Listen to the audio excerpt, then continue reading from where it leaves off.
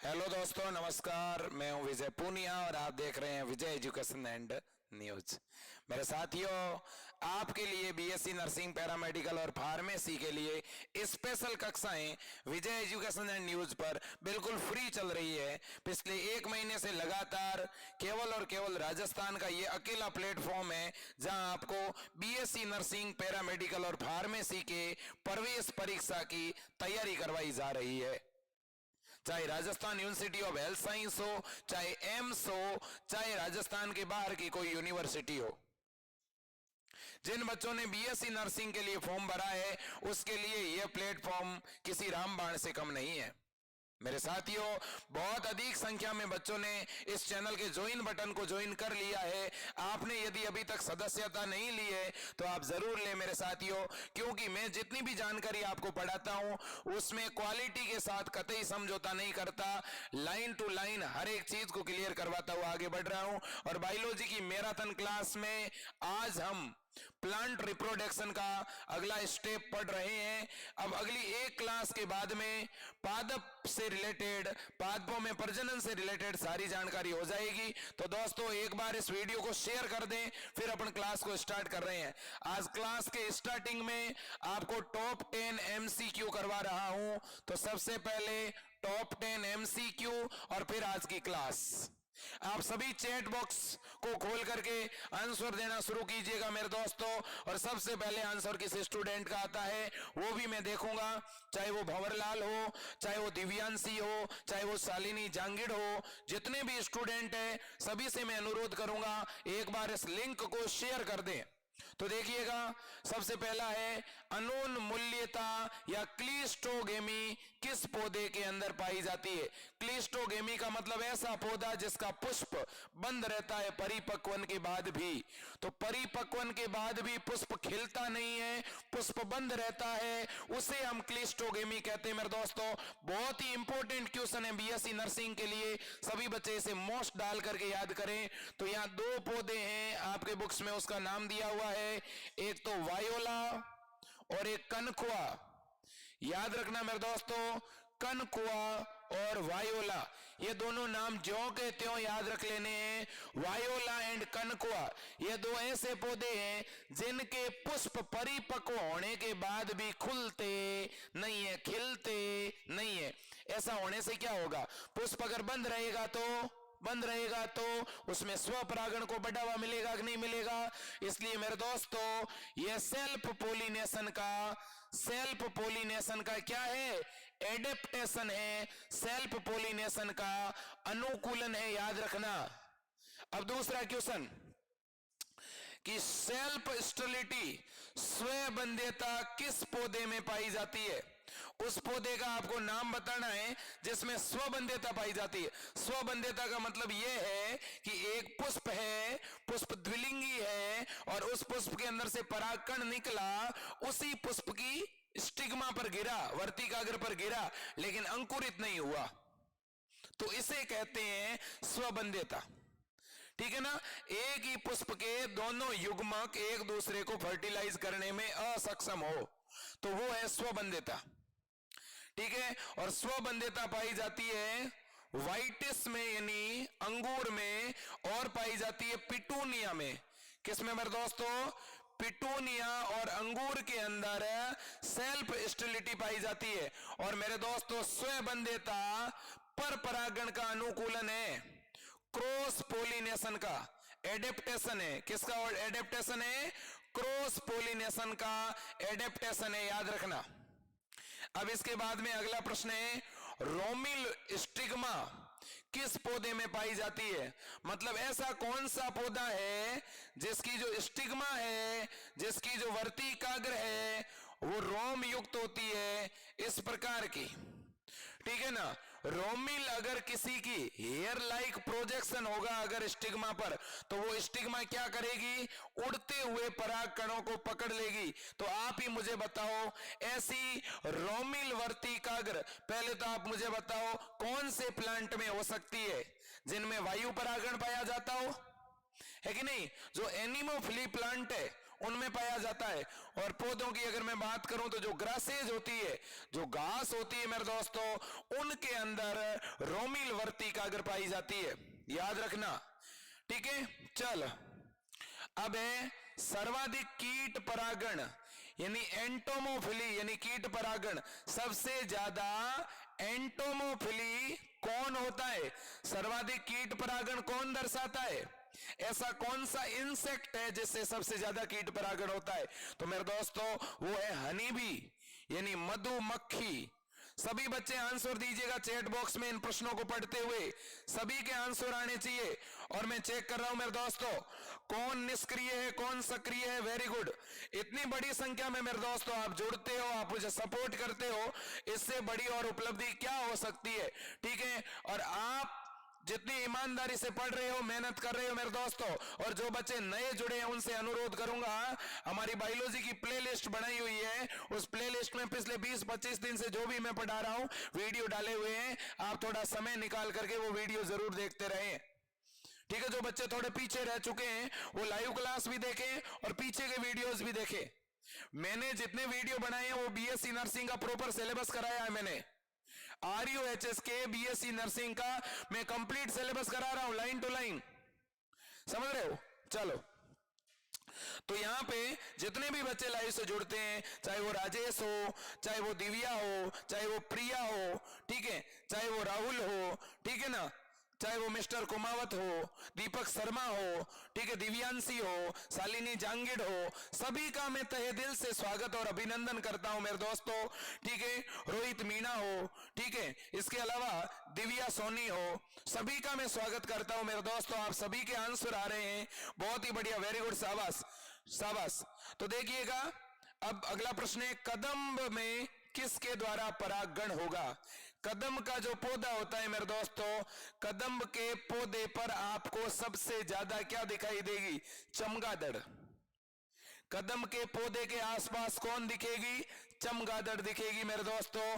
तो कदम्ब के पौधे में चमगादड़ द्वारा, तो क्या चमगादड़ से भी परागण हो सकता है क्या? हाँ, चमगादड़ भी, पक्षी भी परागण में मदद करते हैं, घोंगे भी परागण में मदद करते हैं, सांप भी परागण में मदद करते हैं मेरे दोस्तों, याद रख लेना। इसके बाद में वेलिसनेरिया, वेलिसनेरिया आपने नाम सुना होगा। वेलिसनेरिया में पोलिनेशन किस तरह का होता है? ऑप्शन लिख रहा हूं मेरे दोस्तों, इन दोनों में से बताना। एक लिख रहा हूं अधोजल, एक लिख रहा हूं अधिजल। जल्दी बताइएगा, ये आंसर आप ही दोगे। अधोजल की अधिजल, अधो का मतलब होता है नीचे, अधि का मतलब होता है ऊपर। इनके आंसर आप ही देने वाले हो। फिर जोस्टेरा, इसके लिए भी सेम ऑप्शन है, जल्दी आंसर दीजिएगा। फिर अगला प्रश्न आपके लिए 8वां क्वेश्चन मेरे दोस्तों। नेक्स्ट जो प्रश्न है वो है ब्रश के समान, ब्रश के समान स्टिग्मा, ब्रश के समान स्टिग्मा किस में पाई जाती है? जल्दी बताओ देखें, ऐसा कौन सा पौधा है जिसकी स्टिग्मा ब्रश के समान होती है? शाबाश मेरे दोस्तों, जल्दी बताइएगा, ब्रश के समान स्टिग्मा किसके अंदर पाई जाती है? याद रखना, बहुत महत्वपूर्ण बात आपके सामने रखना चाहता हूं, ब्रश के समान स्टिग्मा। एक हिंट्स दे दूं आपको, सुन लो, इधर मैंने ग्रासेज लिखा है कि नहीं लिखा? घास। तो मेरे दोस्तों ग्रासेज की देखो स्टिग्मा कैसी है, रोमिलेना। तो यहां पे इससे मिलता जुलता आंसर आएगा, क्योंकि घासों के अंदर भी कैसा परागण? वायु परागण होता है। तो मेरे दोस्तों जिसकी स्टिग्मा ब्रश के जैसी होगी उसमें भी वायु परागण होगा, याद रख लेना, महत्वपूर्ण बात आपके सामने रखना चाहता हूं। और यहां आपका नाम लिखना है टाइफा, प्लांट का नाम क्या है? टाइफा। याद रखना, परागण की विधि क्या है? वायु परागण मेरे दोस्तों। ठीक, चलो अब इसके बाद में बाकी प्रश्न में बाद में करवाऊंगा, ठीक है, ये सारी चीजें वायु परागण, जल परागण, ये सब कुछ मैं आपको थोड़ी देर बाद में करवाने वाला हूं। तो मेरे दोस्तों आगाज करते हैं आज का टॉपिक, और आज का टॉपिक है मेथड ऑफ क्रॉस पोलिनेशन, पर परागण की विधियां। क्या पढ़ रहे हैं हम? पर परागण की विधियां मेरे दोस्तों। तो देखिएगा, मिटा दो इसे, जिन बच्चों को स्क्रीनशॉट लेना है ले लो, जल्दी कीजिएगा। और हाँ, अधिजल परागण वेलिसन एरिया में याद रखना। तो अधोजल परागण किसमें होगा? अधोजल परागण जोस्टेरा में होगा, याद रखना। चलो, वेरी गुड, शाबाश मेरे दोस्तों, ये इंपॉर्टेंट क्वेश्चन थे। ठीक है, 2 क्वेश्चन आप कह रहे हो सर कम पढ़ रहे हैं, तो सुन लो। कल मैंने एक प्रश्न पढ़ाया था कि जब वर्तिकाग्र और पुंकेसर की लंबाई में भिन्नता हो तो उसे क्या कहते हैं? नीचे चैट बॉक्स में आंसर दो देखें। अगर वर्तिकाग्र और पुंकेसर की लंबाई के अंदर अगर भिन्नता हो तो उसे क्या कहते हैं? उसे बोलते हैं विषम वर्तिकात्व, याद रख लेना। ठीक है, और जब नर और मादा जननांग अलग अलग टाइम में परिपक्व होते हैं तो उसे क्या कहते हैं? उसे बोलते हैं भिन्न काल पक्वता। ठीक, तो अब पढ़ रहे हैं आज परागण, पर परागण की विधियां, मेथड ऑफ क्रॉस पोलिनेशन। मेरे दोस्तों बहुत ही महत्वपूर्ण हेडिंग है, और बिल्कुल इस टॉपिक को समापन की ओर लेके आ गया हूं मैं। एक क्लास के बाद में ये टॉपिक फिनिश होगा। तो मेरे दोस्तों आरबीएससी की जो बायोलॉजी है, उस बायोलॉजी का पहला, दूसरा, तीसरा, ये तीसरा टॉपिक चल रहा है आपका, और ये भी फिनिश होने जा रहा है। ठीक है, तो देखिएगा मेरे दोस्तों, क्रॉस पोलिनेशन के मेथड पढ़ा रहा हूं। तो पहले तो पर परागण का मतलब क्या है? एक पौधा, उसके अंदर से परागकण निकला, उसी जाति के दूसरे पौधे की वर्तिकाग्र पर आया, इस घटना को बोलते हैं पर परागण। तो मेरे दोस्तों क्या परागकण खुद गतिशील होता है? नहीं, परागकण को यहां तक आने के लिए कोई माध्यम चाहिए। हाँ चाहिए। कौन सा माध्यम चाहिए? जल चाहिए क्या? बिल्कुल चाहिए। कीटाणु का उपयोग हो सकता है क्या? हाँ हो सकता है। वायु उपयोग में आ सकती है। और कौन उपयोग में आ सकता है मेरे दोस्तों? तो और उपयोग में आ सकते हैं पक्षी या चमगादड़ या जल। तो मेरे दोस्तों मैं यहां पे लिख सकता हूं कि परागकण यानी पोलेन ग्रेन को ट्रांसफर होने के लिए किसकी जरूरत होती है? माध्यम की क्या होती है? जरूरत होती है। और मेरे दोस्तों माध्यम के रूप में यहां पर कौन हो सकता है? या माध्यम के रूप में कौन हो सकता है? जल हो सकता है, वायु हो सकता है, कोई कीट हो सकता है, पक्षी हो सकता है, चमगादड़ भी पर परागण में मदद करती है, सर्प भी और घोंगे भी, याद रखना मेरे दोस्तों। ठीक है, तो मुख्य तौर पर परागण की विधियां, अगर मैं मेनली बात करूं, मुख्यतः बात करूं, तो मेरे दोस्तों एक तो आपका होता है वायु परागण, एनिमोफिली। ठीक है, दूसरा होता है मेरे दोस्तों कीट परागण, एंटोमोफिली। और तीसरा जो है मेरे दोस्तों वो है जल परागण, जैसे आप बोलते हो हाइड्रोफिली। तो आप ही मुझे बताओ पर परागण के मुख्य रूप से कितनी विधियां हो गई? 3। वैसे पक्षी परागण और चमगादड़ परागण भी होता है। ठीक है, पक्षी परागण जो है मेरे दोस्तों तंबाकू के पौधे में पाया जाता है, चमगादड़ परागण कदम्ब के पौधे में पाया जाता है। तो याद रख लेना, पक्षी परागण के लिए एक उदाहरण याद रखना तंबाकू। ठीक है, और चमगादड़ परागण के लिए एक पौधे का नाम याद रखना कदम्ब। कदम में किसके द्वारा? चमगादड़ के द्वारा। ठीक है, अब सुनिएगा, पहले वायु परागण की बात करते हैं। मेरे दोस्तों ऐसे पुष्पों की क्या विशेषता है जिनमें वायु परागण पाया जाता है? कई बार प्रश्न इस तरह का आता है कि एक पराग कण है, वो पूरी तरह से हल्का है, शुष्क है और उसमें किसी भी तरह का कोई आकर्षण नहीं है, उसके ऊपर पोलेन कीट नहीं है।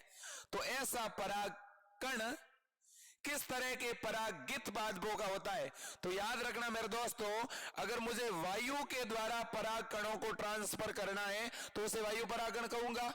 जो वायु परागित पुष्प होंगे उनके पराग कण कैसे होंगे? पराग कण कैसे होंगे? तो पराग कण एक तो कैसा होगा? हल्का होगा। दूसरा कैसा होगा?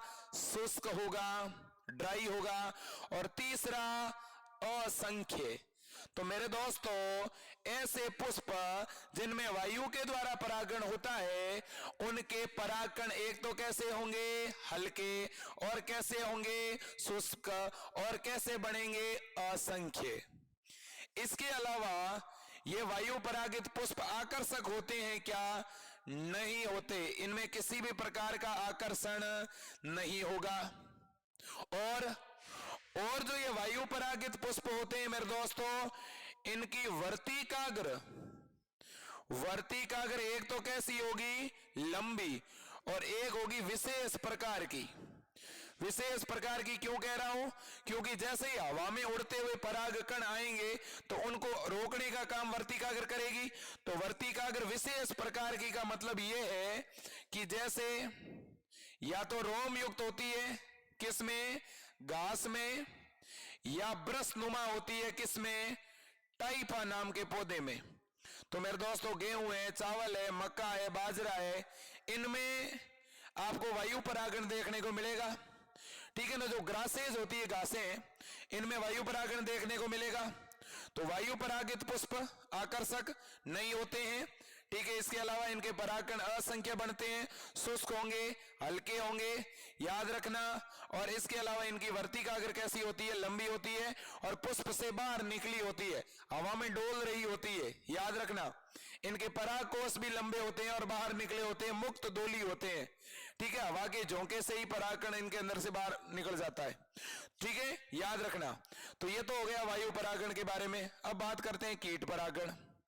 मेरे दोस्तों याद रखना, एक बात तो यह कि कीट परागण सबसे ज्यादा तो किसके द्वारा होगा? मधुमक्खी के द्वारा। अभी थोड़ी देर पहले बताया था, मधुमक्खी के द्वारा। और कीट परागित पुष्प से रिलेटेड सबसे ज्यादा प्रश्न आते हैं। क्यों भाई? क्योंकि कीट जिन पौधों के अंदर परागण दर्शाएंगे उन पुष्पों के अंदर मकरंद की ग्रंथियां पाई जाती है, उनमें मकरंद बनता है और वो पुष्प बहुत आकर्षक होगा। देखो, पुष्प बहुत चटक रंग वाला आकर्षक होगा, तभी तो उसकी तरफ कीट जाएगा। तो कीट जो है उस पुष्प की तरफ कब जाएगा? जब उसे खाने के लिए कुछ मिलेगा। तो कीट को वहां मकरंद मिलेगा और बदले में कीट क्या लेके जाएगा? परागकण। तो एक तरह से दोनों के बीच में सहजीवी संबंध स्थापित हो गया। तो एक तो इनके पुष्प कैसे होंगे? आकर्षक पुष्प होंगे। और उनके अंदर किसका निर्माण होगा? मकरंद का निर्माण होगा, मीठे रस का। इसके अलावा इनके जो पराग कण होते हैं, बताओ, शुष्क होंगे, चिपचिपे होंगे? प्रश्न क्या बनेगा? चिपचिपे पराग कण किस तरह के पुष्पों में होंगे? कीट परागित पुष्पों में। ठीक है, परागकण कैसे होंगे? चिपचिपे होंगे। चिपचिपे क्यों होंगे? ताकि बड़ी आसानी से मक्खियों के सतह पर चिपक जाए, शरीर पर चिपक जाए। चिपचिपे परागण का मतलब यह हुआ कि इन परागकणों के ऊपर पोलेन किट होता है। क्या पाया जाता है? Pollen kit. पोलेन किट की वजह से ही कीट क्या होते हैं? एक तो कीट आकर्षित होंगे परागकणों की ओर और आसानी से कीट पर परागण क्या हो जाएगा? चिपक जाएगा, याद रखना। ठीक है, तो ये कीट परागित पुष्प की क्या हुई मेरे दोस्तों? विशेषता हुई। उदाहरण की अगर मैं बात करूं तो सबसे बढ़िया उदाहरण है साल्विया। इसके अलावा सरसों। साल्विया देखो मेरे दोस्तों, जलीय पौधा है। कैसा पौधा है? जलीय पादप है, लेकिन इसमें परागण कैसा है? कीट परागण है, याद रखना। और साल्विया का पुष्प द्विओष्ठी होता है, इस तरह का। ठीक है ना? तो इसके इस नीचे वाले ओष्ठ पर कीट आकर के बैठता है और ऊपर से इसके ऊपर परागकण झड़ जाते हैं। ठीक है, चलो अब इसके बाद में मेरे दोस्तों, इसके बाद बात कर रहे हैं जल परागण की। जल परागण कौन से पौधों में होगा भाई? जो पानी के अंदर पाए जाते हैं, जल में पाए जाते हैं। तो एक तो बात यह हो गई कि इन पौधों का आवास क्या होना चाहिए? जल। अगर कोई पौधा स्थल पर उग रहा है तो उसमें जल परागण पाया जाएगा क्या? नहीं। लेकिन क्या सभी जलीय पौधों में जल परागण पाया जाता है? नहीं, सभी जलीय पौधों में जल परागण नहीं पाया जाता। जैसे अपवाद के स्वरूप निम्फिया, एक पौधा होता है निम्फिया, निम्फिया में मेरे दोस्तों जल परागण नहीं पाया जाता। एक पौधा है साल्विया, मैंने अभी नाम बताया, जलीय पौधों के अंदर ये जलीय पौधे हैं, फिर भी इनमें जल परागण नहीं पाया जाता, कीटों के द्वारा परागण होता है। ठीक है, एक जल परागित पुष्पों की या परागकणों की विशेषता बता रहा हूं। जो जल के द्वारा परागकण अगर बह करके जाएगा तो उस परागकण के सड़ने की संभावना बढ़ जाएगी ना, इसलिए जल परागित जो भी परागकण है उस परागकण के बाहर एक श्लेष्मीय आवरण होता है। तो क्या विशेषता हो गई? परागकण श्लेष्मा से ढके रहते हैं। किससे आवृत होंगे? श्लेष्मा से। तो अब मैं 3 प्रश्न बना रहा हूं, सुनो। वह कौन सा परागण का मेथड है जिसके परागण श्लेष्मा से आवृत है? जल परागण। वह कौन सा परागण होगा जो पोलन कीट से ढका हुआ है, चिपचिपा है? तो कीट परागण। और वह कौन सा है जिसके परागण शुष्क है और असंख्य बनते हैं, बहुत ज्यादा संख्या में, और हल्के होते हैं? तो वो वायु है। ठीक है, जल परागण मेरे दोस्तों 2 प्रकार का होता है। कितने प्रकार का? 2 प्रकार का। 2 कौन सा? एक होता है अधोजल परागण, अधोजल। एक होता है अधिजल। एक होता है मेरे दोस्तों एपी हाइड्रोफिली, एक होता है हाइपो हाइड्रोफिली। तो अधोजल को कहते हैं हाइपो हाइड्रोफिली। क्या बोलते हैं? Hypo hydrophily. और अधिजल परागण को क्या कहते हैं? AP hydrophily. क्या कहते हैं? AP hydrophily. मेरे दोस्तों एपी शब्द का मतलब होता है ऊपर का और हाइपो का मतलब क्या होता है? नीचे का। अगर परागकण पानी की सतह के ऊपर बह करके जा रहे हैं तो वो हो गया अधिजल परागण, एपी हाइड्रोफिली। और एपी हाइड्रोफिली पौधा कौन सा है? वेली सिनेरिया, वेली सिनेरिया। और पानी के निचली सतह से परागकण बह करके किस में जाते हैं? तो मेरे दोस्तों वो जाते हैं जोस्टेरा। तो याद रख लेना, जोस्टेरा हाइपो हाइड्रोफिली है। तो जल के द्वारा परागकणों का स्थानांतरण क्या कहलाएगा? जल परागण कहलाएगा। ठीक है, इसके अलावा मेरे दोस्तों कदम्ब के अंदर, चमगादड़ के द्वारा, तंबाकू के अंदर पक्षी के द्वारा, पक्षियों में एक हमिंग बर्ड, याद रखना हमिंग बर्ड। ठीक है, इसके अलावा सकल खोरा, सकल खोरा, ये वो पक्षी हैं जो मेरे दोस्तों परागण दर्शाते हैं। ठीक है, तो ये तो हो गई परागण की विधियां। इसके बाद में एक छोटी सी हेडिंग और है, उसे भी मैं लेना चाहता हूं यहां पर। ठीक है मेरे दोस्तों, जो छोटी हेडिंग में लेना चाहता हूं उसकी भी मैं यहां बात करूंगा। और वो जो हेडिंग है मेरे दोस्तों वो है अनिश्चयता, इनकम्पैटिबिलिटी या अनिश्चयता। इस हेडिंग को भी मैं यहां लेना चाहता हूं, अनिश्चयता, या इसे असंगतता भी कहते हैं, असंगतता। ये हेडिंग हो जाने के बाद में मेरे दोस्तों फिर एक ही हेडिंग बचेगी और वो है फर्टिलाइजेशन और बीज और फल का निर्माण, जो मैं कल की क्लास में करा दूंगा, जिससे ये पूरा टॉपिक कंप्लीट हो जाएगा।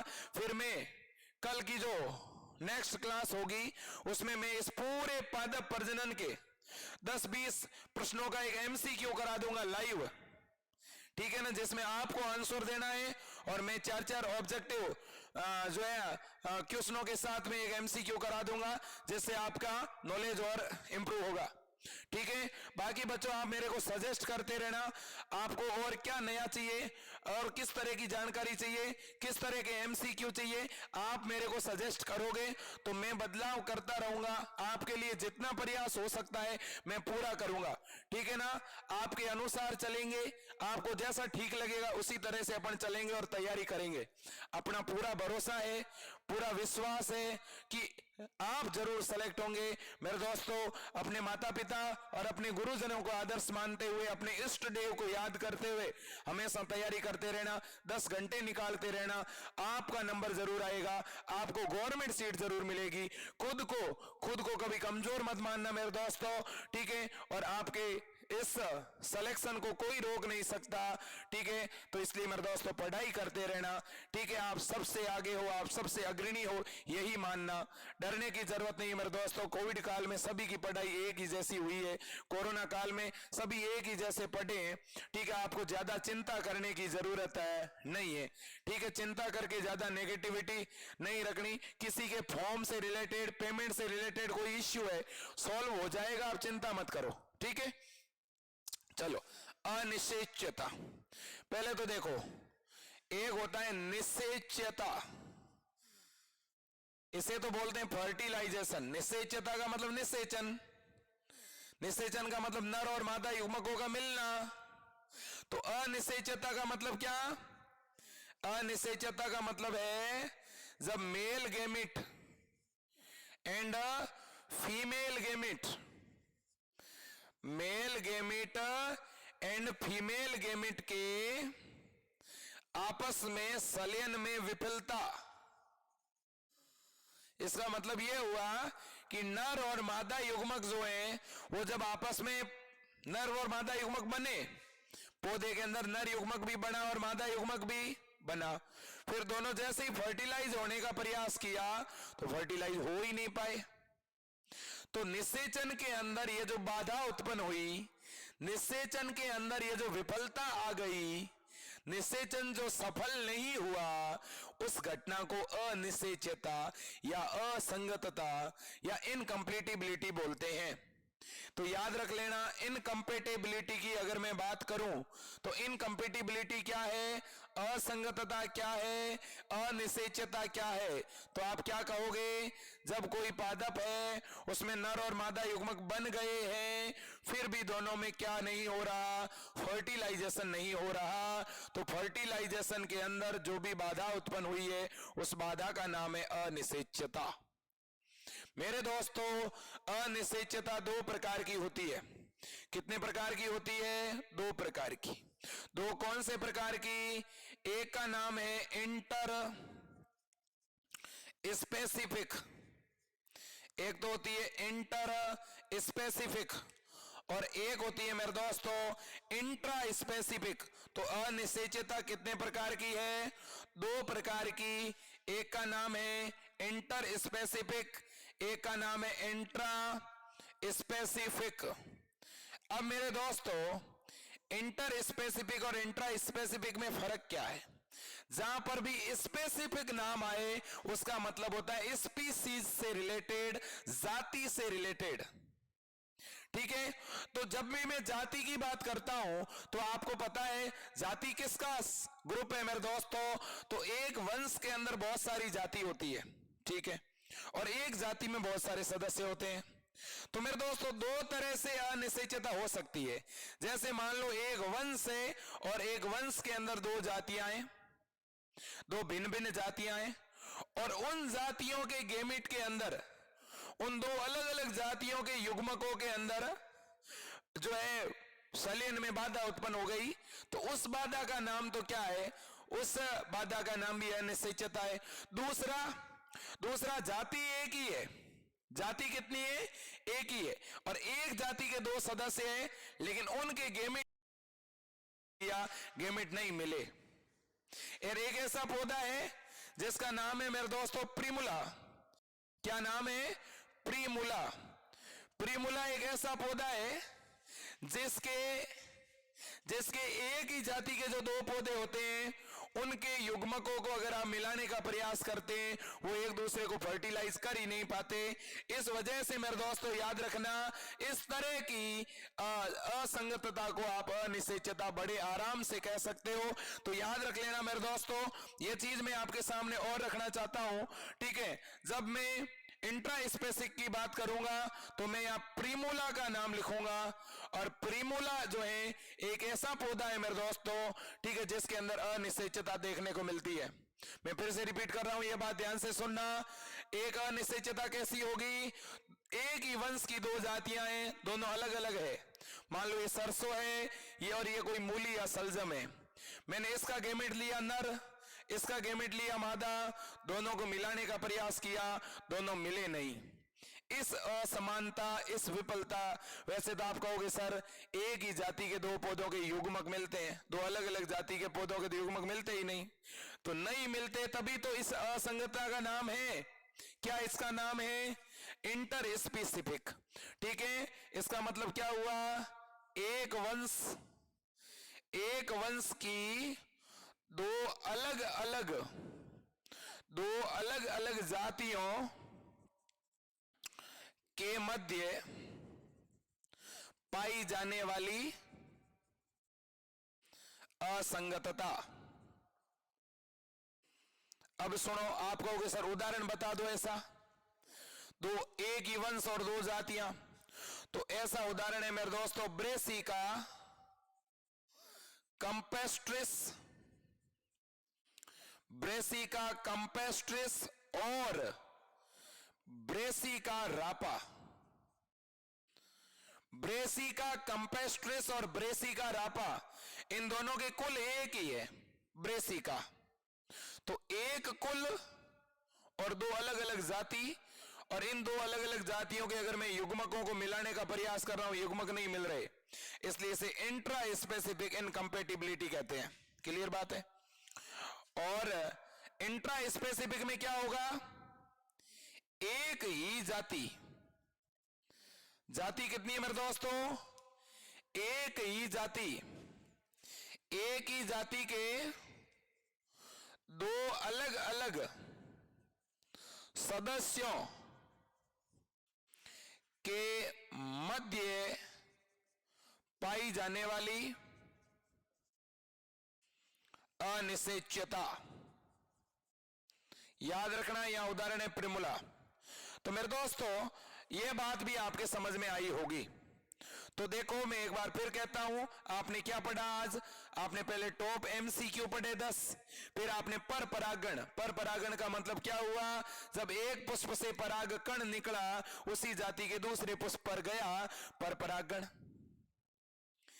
परागण वायु के द्वारा हो सकता है, जल के द्वारा हो सकता है, कीटों के द्वारा हो सकता है, पक्षी के द्वारा हो सकता है, चमगादड़ के द्वारा हो सकता है।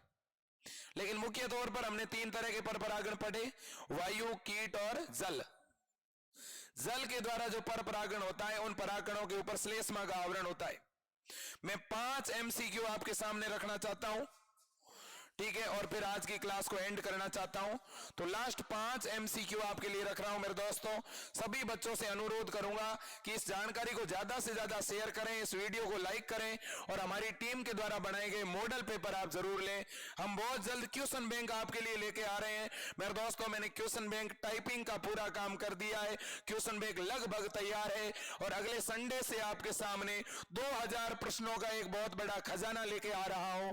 हर एक टॉपिक के इंपोर्टेंट क्वेश्चन मैंने सेलेक्ट करके निकाले मेरे दोस्तों, और मेरा यह विश्वास है कि आप अगर मेरे से जुड़े रहे, मैं आपका सिलेक्शन जरूर करवा दूंगा, ठीक है। बाकी तो देखिए हमारे इष्ट देव पर है, हमारे भगवान पर है, हमारे गॉड पर है, हमारे अल्लाह पर है। मेरे दोस्तों मैं आपसे कहना चाहता हूं, आप जिस भी इष्ट देव को मानते हैं, अगर आप मानते हैं अपने ईश्वर को, अगर आप अपने माता पिता में अपना भगवान देखते हैं, तो उनके लिए भी मैं तो कहता हूं वो भी आपके लिए ईश्वर से कम नहीं है। और निवेदन करूंगा मेरे दोस्तों, ठीक है, आप उनको भी गॉड मानिएगा, उनको भी भगवान मानिएगा, ठीक है, और उनसे हमेशा आशीर्वाद लेते रहिएगा, ठीक है। आपका सिलेक्शन जरूर होगा, ठीक है। लेकिन मेरे दोस्तों भगवान का आशीर्वाद हमें तब मिलता है, माता पिता का सच्चा आशीर्वाद तब मिलता है जब हम हमारी पढ़ाई और हमारी तैयारी ईमानदारी से करते हैं। मेरे दोस्तों जीवन के अंदर दिखावा करना नहीं चाहिए, और अगर कोई दिखावा करता है तो ऐसी परिस्थिति में परिणाम के समय सारी स्थिति क्लियर हो जाती है। तो मेरे दोस्तों ये दिखावा करने का समय नहीं है। आपसे हाथ जोड़ करके निवेदन करता हूं, आप बढ़िया पढ़ें, अपने माता पिता का, अपने गुरुजनों का, अपने गांव का, अपने शहर का नाम रोशन करें। आप ऐसा काम करिएगा कि आपके अड़ोसी पड़ोसी आपसे मोटिवेट होकर के वो भी बीएससी नर्सिंग, फार्मेसी और पैरामेडिकल के गवर्नमेंट कॉलेज में जाने का सपना देखे। तो मेरे दोस्तों, आप बाकी वालों के लिए प्रेरणा स्रोत बनिएगा और मैं दावे के साथ कहता हूं आप जरूर बनेंगे। आप पढ़ते रहिएगा, आगे बढ़ते रहिएगा। और लास्ट 5 एमसीक्यू के साथ आज की क्लास को एंड करना चाहूंगा।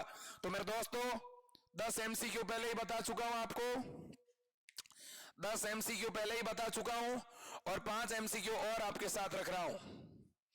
ध्यान से सुनना। सबसे पहला एमसीक्यू है फर्टिलाइजेशन यानी निषेचन की खोज। निषेचन की खोज, फर्टिलाइजेशन की डिस्कवरी किसने की थी? दूसरी बात, ब्रेसिका कंपेस्ट्रिस। ब्रेसिका कंपेस्ट्रिस किसका नाम है? सरसों का। और ब्रेसिका रापा में किस प्रकार की अनिषेच्यता पाई जाती है? किस प्रकार की अनिषेच्यता पाई जाती है? इसके बाद में तीसरा, सभी बच्चों से अनुरोध करूंगा जल्दी कीजिएगा। बीजांड में, बीजांड या बीज में पाई जाने वाली त्रिगुणित संरचना, त्रिगुणित संरचना कौन सी होती है?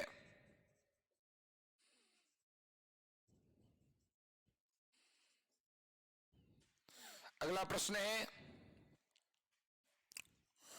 मूलांकुर चोल एवं प्रांकुर चोल कौन से बीज पत्री भ्रूण की विशेषता है? मतलब इसमें आपको बताना है मोनोकोट की है कि डाइकोट की है, एक बीज पत्री की है कि द्विबीज पत्री की है। मतलब प्रांकुर चोल और मूलांकुर चोल किसमें पाया जाता है, यह आपको बताना है। 5वां जो क्वेश्चन है मेरे दोस्तों, ध्यान से सुनिएगा। मैंने थोड़ी देर पहले आपके सामने ये जानकारी रखी भी थी। पिटूनिया एवं अंगूर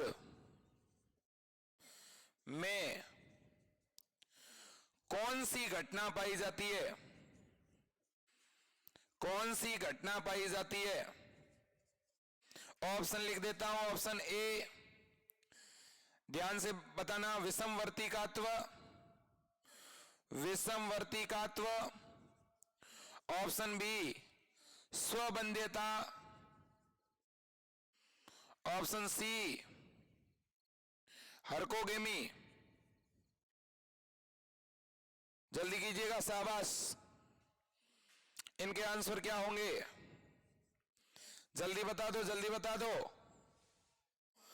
शाबाश मेरे साथियों, बता दीजिएगा।